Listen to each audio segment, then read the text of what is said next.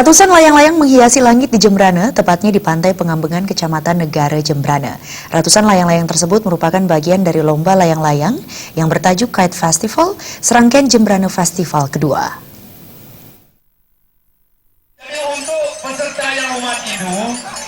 Kite Festival ini dihadiri Bupati Jembrana, Ibu Tuarte, beserta Nyonya Ari Sugianti Arte, dan Wakil Bupati Imade Kembang Hartawan, beserta pimpinan OPD di lingkup Pemkab Jembrana. Bupati membuka secara resmi lomba tersebut, yang ditandai dengan turut menerbangkan layang-layang. Layang-layang dengan bentuk menyerupai berbagai jenis binatang, lambang Pemkab Jembrana hingga burung Garuda, tampak menghiasi langit. Beberapa layang-layang tidak mampu mengudara, tetapi hal tersebut tidak menyurutkan semangat sekemlayangan yang mengikuti lomba layang-layang. Masyarakat pun tidak kalah semangat dalam menyaksikan dan mendukung peserta lomba layang-layang.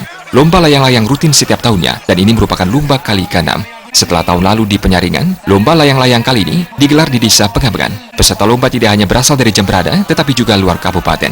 Bupati Jembrana Ibu Tuarte usai membuka lomba mengatakan, kegiatan rutin yang diselenggarakan pada momen HUT Kota dan HUT Kemerdekaan RI merupakan upaya melestarikan seni tradisional.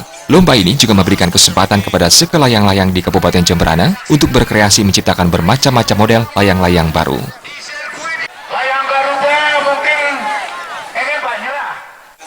Di samping juga ingin meningkatkan kebudayaan yang ada selama nenek moyang kita sudah, ya, kita juga ingin bagaimana anak-anak muda itu biar lebih terarah yang lebih positif untuk memperkat juga kebersaudaraan mereka.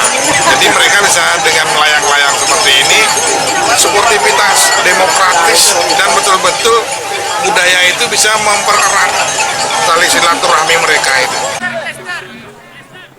Dalam lomba kali ini, dua jenis layang-layang dilombakan, yaitu layang bebean dan layang kreasi, yang akan memperebutkan juara pertama, kedua, dan ketiga, serta uang pembinaan. Tercatat 334 peserta mengikuti lomba, dengan rincian 285 peserta pada kategori layang bebean dan 49 peserta pada kategori layang kreasi.